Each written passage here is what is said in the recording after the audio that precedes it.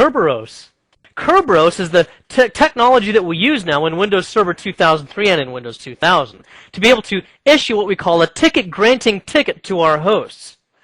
And the purpose of the ticket-granting ticket is simply so that they can make sure that this ticket-granting ticket will come back to the server, and because it's been encrypted with a hash of a special password, then when the server receives this back from a client to request a session ticket that allows them to access resources, the server, the Kerberos server, or the domain controller in our case, knows that it's an authentic ticket. And we'll take a look at how these ticket-granting tickets, which are also known as KRB TGTs, Kerberos ticket-granting tickets, are issued, and how we also get session tickets, as well as cross-realm session tickets for other domains. And then we'll look at Kerberos transactions and network monitor, and then we'll look at how those correspond to items in the security event log. And then finally we'll take a look at several tools that are available to us to identify and manage Kerberos activity. Do you ever use Windows Messenger or Instant Messenger or any of those kinds of chat things that are out there on the internet? Well, I didn't used to because they're kind of distracting and they interrupt a lot. In fact, I used to call them instant interrupters. Anyway, a friend of mine a few months ago had signed up for it and he'd gotten online, and I had to get online for some other business reasons. So we were both on this Windows Messenger thing, and I saw him pop up there in the little screen, so I double-clicked on his name. And this friend of mine and I have known him for years. We have this running inside joke going that's a little bit crude and immature, so I can't really share it with you. But I just sent him kind of the punchline to this joke over Windows Messenger, and that's how we usually say hi to one another. Well, he sent back a reply saying, "What are you talking about?" And it just seemed to be kind of taken aback by my punchline to this joke that we'd been having going on between us for months. And then I realized that it wasn't at all the person who I thought it was. Apparently I double-clicked on the wrong person's name and sent it to somebody else. And that's why they were kind of taken aback. In actuality, the person was Todd Logan. I don't know if you've heard of any of his videos, but he's also a CBT Nuggets trainer and also a very good friend of mine, so he all was forgiven. He lives here in Phoenix, in the same area that I do. Anyway, would have been nice if the system would have somehow told me, hey, the person you're trying to communicate with is not who you think they are. Whether it's your mistake or your fault, or whether it's a hacker's fault or whatever, you're not double-clicking on who you think you're double-clicking on. Don't send that message. They'll be offended. Well, although we don't have that kind of automation, we do have Kerberos, which is really an outstanding method for determining that people are indeed who they say they are. Now, Microsoft operating systems, starting with Windows 2000 and later, will use Kerberos version 5, which really has its basis in the Kerberos developed by MIT. And this is all outlined in RFC 1510, and although we're not going to get into all of the details of the RFC, you do at least need to know how a Kerberos transaction takes place, because there's a couple of tools you'll need to know how to use. They're pretty easy to use, but the output of those tools, or the meaning of those tools, doesn't really say much unless you understand what takes place during a Kerberos transaction. So let's first of all take a look at the players that we have here. First of all, we have security principals, which are only in a Windows 2000 environment, a user account, or a computer account. They both have credentials of a username, or a computer name in this case, and a password. And these are our security principals. Then we also have a Key Distribution Center, or KDC. Now that's what the Kerberos term for it is. In Windows, we just call it a domain controller.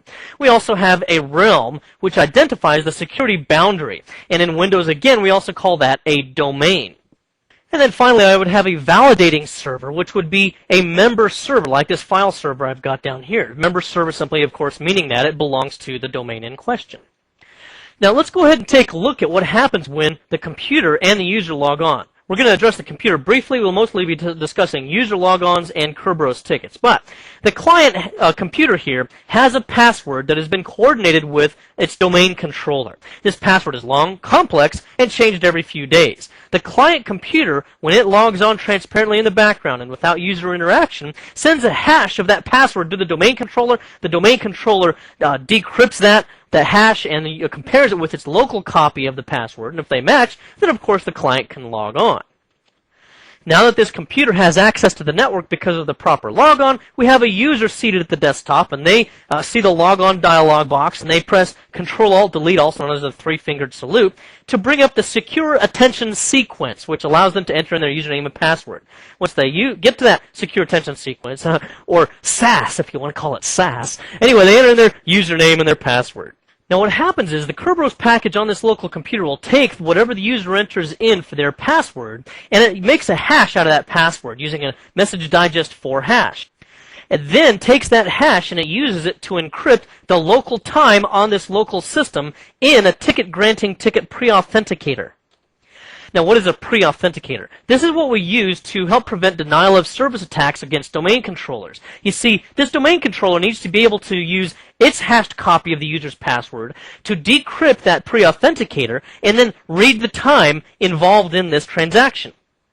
The time that it reads should be no more than 5 minutes difference than the time on this local system. So if it's 12 o'clock down here and it's 12, let's say 04 up here on the domain controller, which is quite a lot of skew in Kerberos networks actually, by the way, and skew is difference in time, then what will happen is if it's within the allowable time limit of 5 minutes and it reads that timestamp, it'll say, okay, I've pre-authenticated this, now we'll go ahead and process the rest of Kerberos. However, if instead of 1204, it's 1208, which might mean that there's been a man-in-the-middle attack or somebody's intercepted that ticket-granting ticket request and manipulated it and then sent it on to the domain controller. Then it uses that pre-authentication data difference to say, hey, wait a minute, this looks bogus. I'm not even going to discuss the rest of this Kerberos transaction. We're just going to dismiss it out of hand.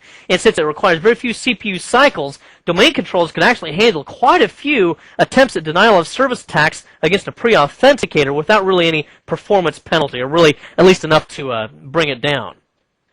Now, once the pre-authenticator takes place properly and the times are within allowable limits, then the rest of the Kerberos transaction will be allowed to proceed. And then what happens is the local security authority subsystem here will generate a PAC, or a privilege access certificate, which includes a lot of detailed information about this user, what groups they belong to, what their SID is, what their profile is, what their home directory is, what their logon hours are. And all that's important because that PAC information will be used then when they try to access something like this file server over here, so they can check their group memberships and see if the group membership actually has privilege or permission to access resources.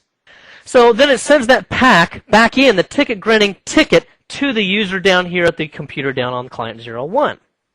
Now, that entire ticket-granting ticket is going to be encrypted with a password hash of something we call the Kerberos ticket-granting ticket account. That's actually a user account that appears on the domain controller, and you'll see it if you go to Active Directory Users and Computers and look at it. And it has the mother of all passwords on that account. In fact, you never want to change it because us mere humans can probably not generate as long or complex, that is, as complex a password as the domain controller does by itself. And it also changes that password every few days. Now, the importance of that is, later on, this client may send back that ticket-granting ticket back up to the domain controller to access other resources. And since it's been encrypted with the Kerberos ticket-granting ticket hash, then only this domain controller, which knows the password for that ticket-granting ticket account, will be able to decrypt it. And that way we can be sure that the domain controller is getting back the same ticket-granting ticket that it sent down to this client. Now, when this domain controller replies to the request for a ticket-granting ticket from this host, what happens is it'll take a message and it encrypts the entire message with a hash of the user's password. Therefore, when the user receives it, and I say user, but really I mean the system, when the user receives this message down from the domain controller, they will be able to decrypt it using their own hash of their own password, and then they will be able to read the message. Inside that message, then, are two key elements. One of those is a session key. This will be important for later key exchanges. This is a randomly generated number generated on the domain controller, which is now shared with this host down here because it was able to decrypt that message using the user's password hash and expose that session key. It's stored in memory only, never stored on disk, which prevents someone from being able to have the opportunity to study the session key. Also, the same thing is done with the ticket-granting ticket. It's also stored in memory. And like I mentioned earlier, that ticket-granting ticket will then be encrypted with the password hash of that Kerberos ticket-granting ticket account. Now, this means that this local system down here will never know what the password is for that Kerberos ticket-granting ticket account. It just knows that it's hashed. If it ever needs to use this this ticket-granting ticket to access resources on some other server like this one over here, it simply passes it back up to the domain controller, which is able to decrypt it because it does have the password for the Kerberos ticket-granting ticket. Now let's take a look at what happens when this client tries to access a member server like this file server over here. Well, locally here, the Kerberos package will take the original ticket granting ticket that it got from the domain controller and use it to construct a session ticket request that it'll send to the domain controller. And this is all encrypted with the original session key that it also got from the domain controller. Now, the domain controller, since it knows the session key, it's able to decrypt this session ticket request, and it does a CRC check to make sure that none of the data has been changed. Now, that having been done, it will send back to the client a data structure here that includes a couple of things. Number one, the session ticket. This is an encrypted session ticket. It's encrypted with a password hash of the server password. And by that I mean this server's password. That's why this original session ticket request has to include the name of the file server that we're trying to communicate here so that this domain controller knows which password to use to encrypt this session ticket.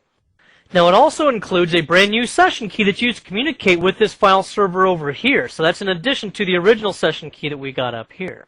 Now, the entire data structure is then encrypted with a hash of the client computer's password. So the client computer will take this entire data structure, decrypt it, it'll cache the new session key, it'll cache the new session ticket as well, and then it will send that new session ticket along with the new session key over to this file server. Now, because only this file server knows its own password, in addition to the domain controller, that is, then it will be able to decrypt the session ticket, because that's how it was encrypted, remember, with the hash of the server's password. So, it decrypts the session ticket, and it looks at the new session key that it has here as well. Once it's got the new session key, it can then decrypt what we call an authenticator. You see, this client also creates an authenticator, which it then encrypts with a copy of the new session key. And if this file server can decrypt that authenticator, it knows that it came from who it says it came from, and it includes the name of the client over here and a timestamp. Once all that takes place, then we can start to have normal network traffic that's authenticated between these two hosts. Now let's take a look at another scenario here where I've got a client 01 that's a member of the nuggetlab.com domain that needs to access resources on a member server, this SQL server, over in the cbtnuggets.com domain. Well, I can't directly access this SQL server because I don't have any authority or any credentials in this domain. I mean, after all, my username and password are over here. And that's true of both the user and computer account. Now, in this scenario, we're in the same forest, therefore we have a two-way transitive Kerberos trust relationship between these domains. And therefore, because of this relationship, one domain controller will be able to initiate a communique with the other domain that will eventually return to me a session ticket that allows me to access the resources I need over on this SQL server. I kind of look at that like marriage. Here I am, and I need to ask my wife something, who I'm married to, and I will say, hey, would you please ask my mother-in-law, your mom, if I can borrow my brother-in-law's pickup truck to do some yard work. And that's pretty much where the analogy breaks down, because I don't have to actually ask my wife for anything, and this is not really the hierarchy in our family. It's not like she's above me or the boss of me or something like that. I can kind of say that because she's not in the room right now. Now, the way this works in an Active Directory environment in Kerberos is that this client only knows how to ask for tickets from its own domain controller. So, since this domain controller knows that it's not in charge of this member server, but it knows who is, it's trusted for delegation, and it's able to pass on the request to this other domain controller, and it will then receive from this domain controller a cross-realm ticket-granting ticket. Cross-realm ticket-granting ticket. Then it'll pass that back down to this client, and this client will be able to use that cross-realm ticket-granting ticket to be able to request a session ticket from this domain controller. Then the domain controller will send back a session ticket, just like we saw before, and it'll send it back to this client, and then now the client can use that same session ticket to be able to access resources over on the SQL server. And if you go into Active Directory users and computers, and actually here it is, then we'll be able to see that we have that property set on domain controllers. So if I go up to my domain controller here and double click on DC Nugget 1, for example, it says that this computer is trusted for delegation. That's what allows it to be able to pass on tickets like that and use cross-realm ticket-granting tickets.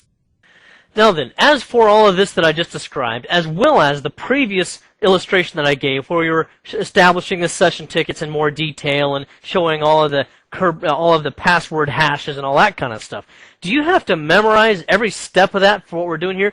No, but you do need to be able to at least get a thumbnail idea of how all of this kind of stuff works, as well as what I showed you in the previous illustration. You don't need to quote it back verbatim, but you need to understand the basic ideas of how that works. Now the reason for that is because then when you use the Kerberos tools that will help you to diagnose Kerberos issues, you might be able to make some sense of troubleshooting scenarios that might pop up. Now I've shown you a couple of the kind of tickets that can be requested. There are actually several other kinds of tickets that can also be requested. But for the time being, let's just go ahead and take a look also at what kind of network traffic takes place during a request. Now, first of all, remember that in DNS, we have a forward lookup zone under sites, default first site name, and underscore TCP here for LDAP records. This is going to identify where my domain controllers are. And if I scroll over to the right here, you'll see that I've got two domain controllers, DC Nugget 1 and DC Nugget 2. And then if we go over here and look at Microsoft's Network Monitor, we see a query that goes out for giving me, it's saying, give me some LDAP servers out there. And so here's the query that goes out. Then this DNS server, which is the local server that we see here, responds to this MAC address, which is also a Windows XP computer, by the way. And when it responds, it gives an answer section down here. And we'll see that the answer is DC Nugget 1 is one of the targets. And then if we keep scrolling down, we see that it also gives another answer for DC Nugget 2. So it sends back a list of the available domain controllers that this client can use to log on with.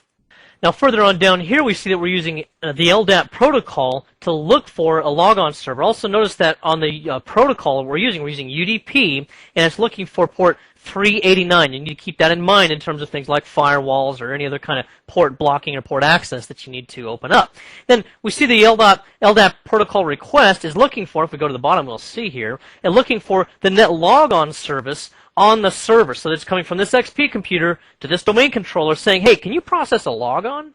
Sure enough I can, this local server says. And if we scroll on down, we see that, sure enough I can, you have success in processing a logon. And from that point on, we start to process the Kerberos tickets. Now then again, we see here that this Windows XP computer is communicating with this domain controller, is communicating using the UDP protocol over port 88. Again, keep that in mind for things like firewall settings and the like. And then here we don't really see much else that's going on here. That's because the Kerberos actual transaction, a lot of it is encrypted and opaque to the human eye here anyway. But I do want to show you something else that might be of use to you, and that is you sometimes want to be able to correlate the time of Kerberos transactions with successful or denied logon attempts. So here I've changed the time setting here to the time of day, and you can do the same if you go to Display, Options, and choose away from seconds from the beginning of capture, which is the default, to choosing time of day, and then you'll see the time of day over here. Now, the next thing I'll do is to then correlate this exact time to the second with my event logs on this local domain controller. If I go to Computer Management under Event Viewer and Security here, I see that at 8:37 and 35 seconds down here, we started to get authentication ticket requests for computer.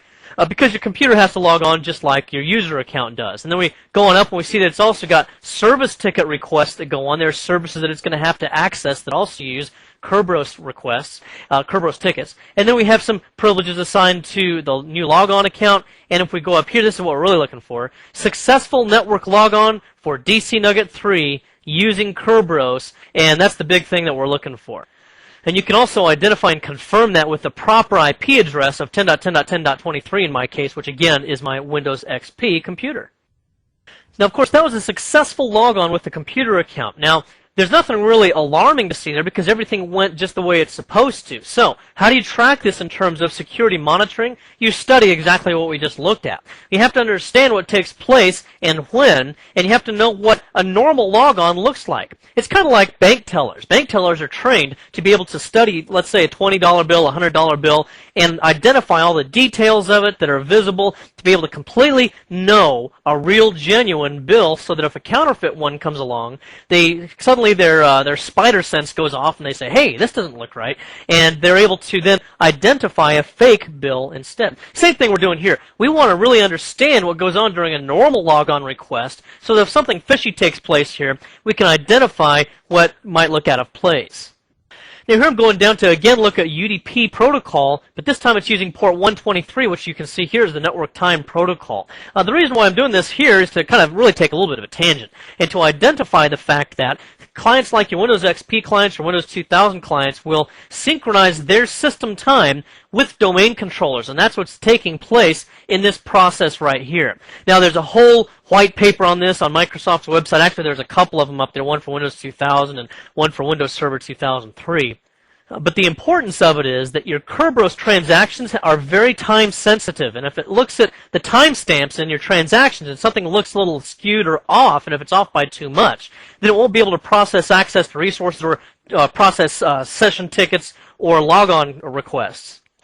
So that's why Microsoft has automated all the time synchronization between servers and clients like we see here.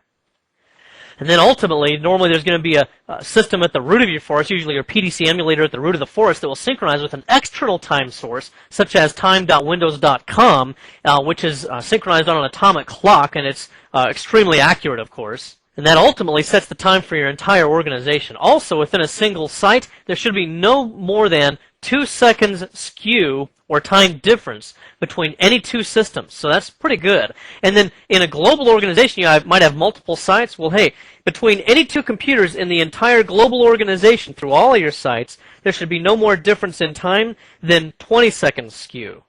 And here I've opened up another network capture so that we can see again activity over UDP port 88 for Kerberos activity. And we see that that took place in this log at 12:58 and 2 seconds. So if I go to my computer management here and go to this security log, we see that there was a service ticket request that took place, again, for the trainer account. And if we scroll on up here, we'll see that there was a special privileges assigned to the logon account. And then there was the actual successful network logon, once again using Kerberos, this time for the trainer account. Now, it's not unusual to see a few seconds of lag time between the time that logon is successfully processed and registered in the event log on the domain controller and on the destination machine where the logon took place. Here's the actual destination machine at DC Nugget 3, and if I look at the event log here, we see that there are a few seconds lag here between the time that it actually gets registered in the event log here. But here we had a logon attempt using explicit credentials using the target username of trainer, and then if we go up here, we see that the logon was successful for the trainer account. Now, another reason why we see a little bit of a lag here is because this is not actually a Kerberos logon on this local machine.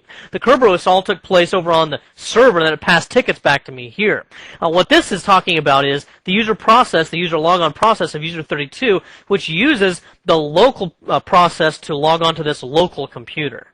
In other words, once the Kerberos authentication has all taken place, then it can perform its actual local logon to this server.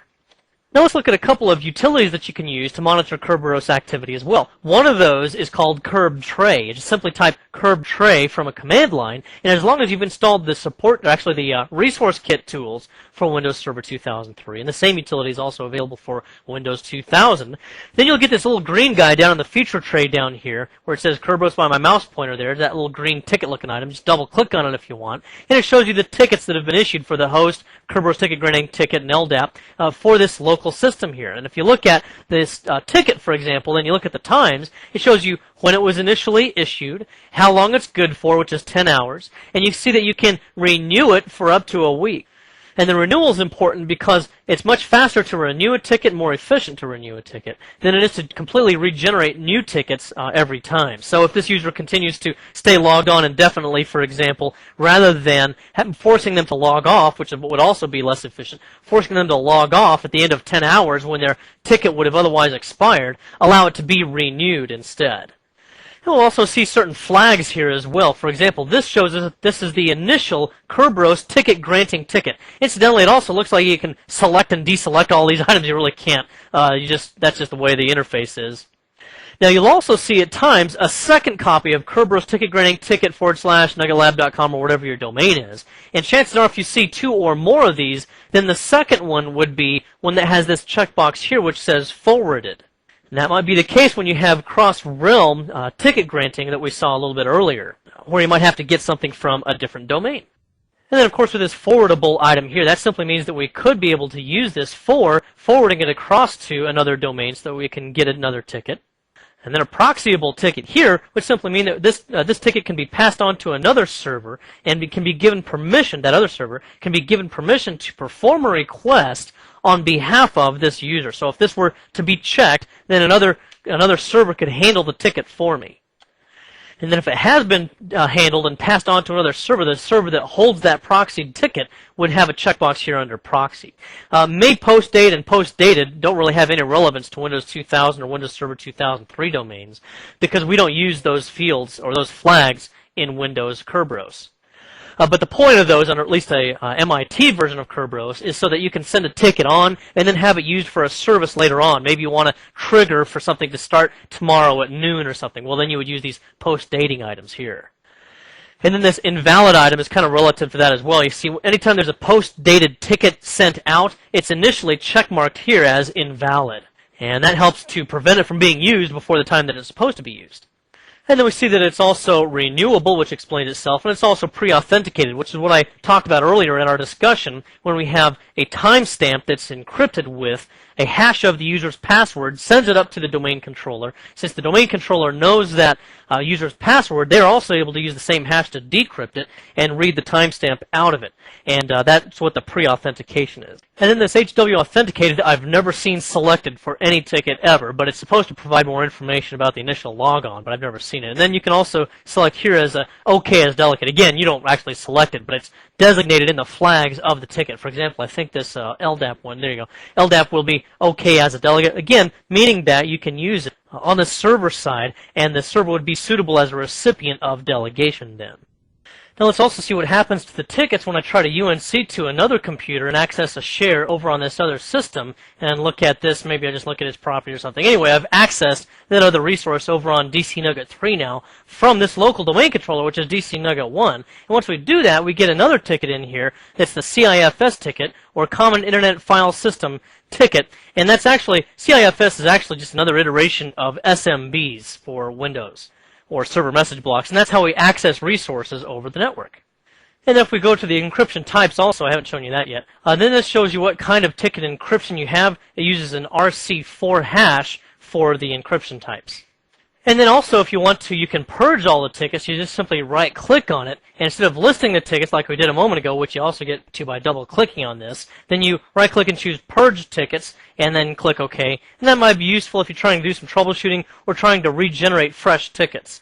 And then to regenerate fresh tickets there, you then have to log off and log back on again. And notice after I pressed F5 here that it also shows up again as our double little question, fuzzy little question marks here, saying that we have no credentials, and indeed we don't have any tickets there. Now here I've returned to a command prompt, and I'm going to use this time a utility called klist. And klist has three available options. If I press enter, you'll see them. Klist tickets, and that'll just show you the same thing that KerbTray shows us. Shows you the tickets that you have available here. Shows you again what encryption type was used, how long it's good for, and what its renewal time is. And then you can also use klist with the TGT option at the end, and that would give us Kerberos ticket granting tickets. And we see that that's the same ticket that we looked at earlier, the Kerberos ticket granting ticket. That's the same ticket as this one we see up here at the top, and it gives you more details about that. And then finally, you can also, again, use klist to purge all the tickets, and it asks if you want to purge each individual one of them. I'll just go ahead and say no for the time being, because I actually might have some other things I want to use them for, but you would just say yes instead, and then you would purge each individual ticket. And the advantage there, as opposed to KerbTray, is KerbTray just purges all of them, whereas this one you can be more selective. And then here I've gone to the default domain policy, where we have configuration settings under computer configuration, Windows settings, security settings, account policies, and Kerberos policy. And here we, first of all, let's take a look at this one, enforce user logon restrictions. That means that when I try to request a ticket for a remote machine, for example, if it's already got logon restrictions for my user account that, for example, would deny logon locally, well, it will use this to read into that policy first to see whether it even makes sense to grant a ticket to me. If I'm denied logon locally, then it will not even try to grant me a ticket.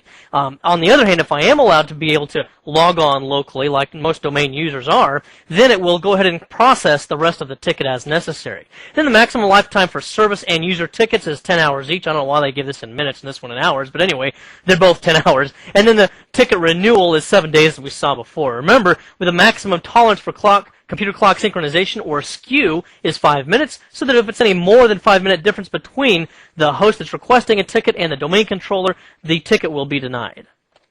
Now here we've got another utility called netdiag, and it's very useful for testing a number of different network functions, but we can test in this case, as you can see by the command line here, the Kerberos functionality, and we'll use the debug switch here as well to give ourselves more verbose information, which will then show us which cached tickets are on this server, as well as a bunch of other useful information, in fact, including the fact that this Kerberos server passed the test. And if it did fail, then it'll give us some information about why it failed. And sometimes it's a little bit obscure information or difficult to interpret, but at least it gives you something to get started with. In this nugget, we learned that Kerberos is not just the mythological three-headed dog that guards the gates of Hades, it's also an authentication system in modern Windows domains that issues ticket-granting tickets to security principals like computers and users. Then, those users can then use that ticket-granting ticket to request a session ticket to access resources on another server within that same domain. Then we also saw that you can use cross-realm session tickets to access resources in other domains in the same forest. And then we can use Kerberos within Netmon, or Network Monitor, to look at various Kerberos activities and then correlate that with security event logs. And the reason why we want to be able to do that is so that we can see what normal transactions look like. That way we can identify if there's something fishy going on later on. Then we look at various tools as well, such as KList, KerbTrace, Set, netdiag. And then I think, of course, you'll agree with me that the most important lesson of all that we learned here was that my wife is not the boss of me. Well, I hope this has been informative for you, and I'd like to thank you for viewing.